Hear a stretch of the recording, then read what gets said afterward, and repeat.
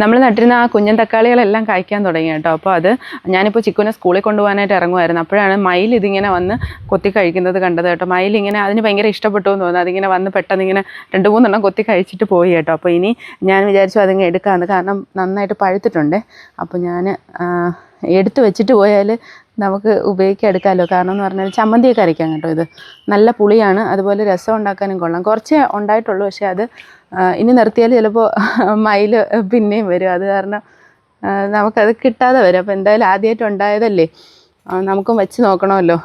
അത് കാരണം ഞാൻ അതെല്ലാം തന്നെ എടുക്കുവാണ്. ചിലതിങ്ങനെ നിന്നിട്ട് പൊട്ടി പോകുന്നുണ്ട്, അതിങ്ങനെ പൊട്ടി 2ആയിട്ടൊക്കെ ആയി പോകുന്നുണ്ട്. അപ്പോൾ എനിക്ക് തോന്നുന്നു വിത്ത് എടുക്കാനും ഒക്കെ പാകത്തിനായി വരുമായിരിക്കും. കുറച്ച് ഇതിൽ നിന്ന് വിത്താക്കണം, ബാക്കി നമുക്ക് ചമ്മന്തി അരയ്ക്കാനും അതുപോലെ തന്നെ രസം ഉണ്ടാക്കാനും ഒക്കെ ആയിട്ട് എടുക്കും. കുറച്ചേ ഉള്ളൂ, കുറച്ച് പിന്നെയും ബാക്കി വേറെ തൈകളുണ്ട്. അപ്പോൾ അതിൽ നിന്നൊക്കെ കായ ഉണ്ടാവും. നമുക്കിത് ഇത്രയാണ് കിട്ടിയിട്ടുള്ളത്. കുറച്ചേ കിട്ടിയിട്ടുള്ളെങ്കിലും ഇത് ഇത്ര മതി കേട്ടോ. അത് കാരണം നല്ല പുളിയുള്ളതാണ് ഇതിന്.